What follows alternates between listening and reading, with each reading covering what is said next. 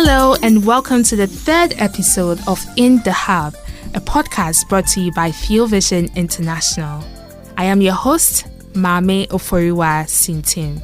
Last week, we had an amazing conversation with Ernest, who shared a lot about his life as a field missionary and some of his experiences on the field. Today, we are going to take a look at managing your finances in crisis. I have here with me Mr. Edward Fianco Antwi, the C.O.O of Theovision International. Mr. Antwi, how are you today? By God's grace, I'm doing very well. Yourself? I'm also blessed. Mr. Antwi, what does it mean to manage your finances? Thank you very much. Financial management is something critical and essential as long as we live. So what it means to manage your finance is the fact that you apply basic management principle in managing your financial resources. Okay. When we talk about planning, talk about organizing, we talk about directing and controlling your finance in order to achieve your financial goal. So, Mr. Antwi, how does one prepare themselves financially for unforeseen crises and circumstances? When we talk about preparation financially in times of crisis, I want to break it into two. We have the business and then we have the personal. The personal, our main source of income is through salary. We have other means of receiving income, but the main one basically is salary. But the fact of the matter is that when you receive your salary, there are a lot of expenses that come in. For instance, you have electricity that you pay. So electricity is taking part of your salary. So you are paying electricity a salary. You pay water bill, which is also a form of salary, paying them. But the fact is that how much do you also pay yourself? Mm-hmm. So if you receive a salary of, let's say, 1,000, and then hospital will take, let's say, 200 Ghana cedis, water will take 100 Ghana cedis, electricity will take this amount, blah, blah, blah, blah, blah. Ask yourself, how much am I paying myself? So it's very important that as a person, you also cultivate the habit of saving from your salary. In implication, you are also paying yourself from your salary that you have earned. So to answer from personal perspective, you need to cultivate the habit of saving. You mentioned saving. Yes. What are some of the other actions that can help one manage their finances? Okay, thank you. I have a principle which I have been adhering to when I started working. Okay. I have a policy which I call 10-20-70 principle. As soon as I get my salary, 10% goes to tithe. It is not my money, it's for God.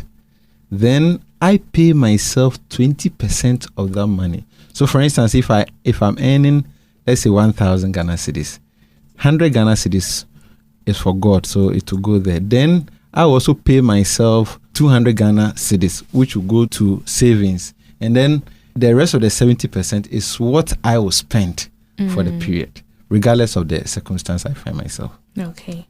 Can you explain to us the difference between saving and investing? When we talk about savings, savings is like setting aside your resources that your funds that are available. So for instance, if I have a 1,000 Ghana cedis and as I indicated to you, you put aside 70%, that's the 700. It means you are saving that money, or 20%. It means you are putting that money aside for unforeseen circumstance. Okay. Investing is as a result of picking that money from that savings into buying shares or stock or investing in the stock market or in the money market or any form of investment. In other words, your money works for you. Works for you. Okay. So in a time such as this COVID-19 crisis, where even the most developed countries are even crashing down, can one still invest during a crisis? Yes, you can still invest during crisis because it's all about looking at your expenditure. Someone, as we speak now, is earning 300 Ghana cedis as his full salary. Someone is earning 20,000 Ghana cedis as his monthly salary. And yet, the two people are still complaining that it is not enough. So it's a matter of attitude. It's a matter of culture, our spending culture. So at this critical time, you look at critical expenditure that you cannot do without it. Then, and I also believe that you can reduce your expenditure up to 70%. So it is very important, regardless of the circumstance you find yourself, you should be able to live or manage your finance. All you need to do is to reduce your spendings. Okay. So reducing your expenditure can really help change the way you manage your finances, even in a time of crisis. Exactly. Okay. Exactly. For instance, I know that some institutions have cut down salaries 20%, 50%, and even 70%. Yet people are still surviving. So it's just a matter of sitting down to replan your finances by reducing expenditures that are not critical. Because you are managing crisis. So you look at the critical expenditure that you can do without it. So it is very important that you would take it into. And how does this also apply from a business point of view? In fact, it's the same principle. For instance, my institution I work in, we basically get our support or our funds from our donors. And these donors are the people who have been hit by this crisis. So when it happens like that, you also need to plan your expenditure. Is there a way you can reduce your cost and still be relevant and still be able to achieve your expected goal? So it's all about planning, and then as I indicated, that it's based on management principle. So you look at as and when you encounter crisis and issues, then you sit back and then replan and see how best you can reduce your cost, and look at other means and ways that you can also use to generate income in order to fill the gap. So, Mr. Antwi, what advice would you give to young adults who are just entering the workforce on how they can manage their finances? The advice I'll give to the young adults is that, first and foremost, they need to cultivate the habit of savings. It is true that salaries are not enough, but it is also true that you can also save from the little that you get.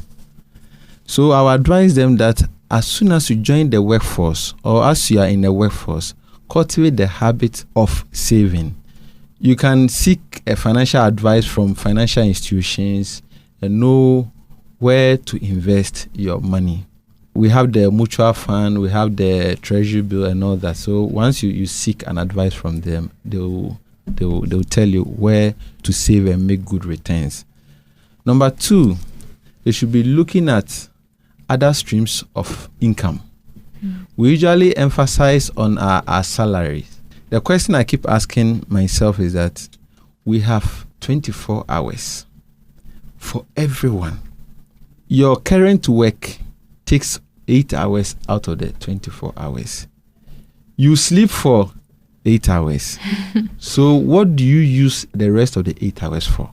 So think about other streams of income, so that when the salary is not enough, the other 8 hours work you do will complement that. And I think if you have that mindset, be able to make it in life. Okay, that was very, very solid advice. Thank you, Mr. Antwi, for joining us on the 3rd episode of In the Hub.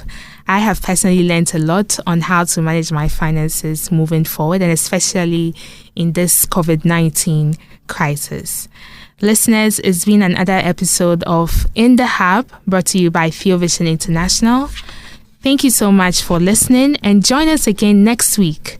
We have another special guest, a technician or a language recording technician who will be sharing his experiences with us right from the field. Thank you and stay blessed.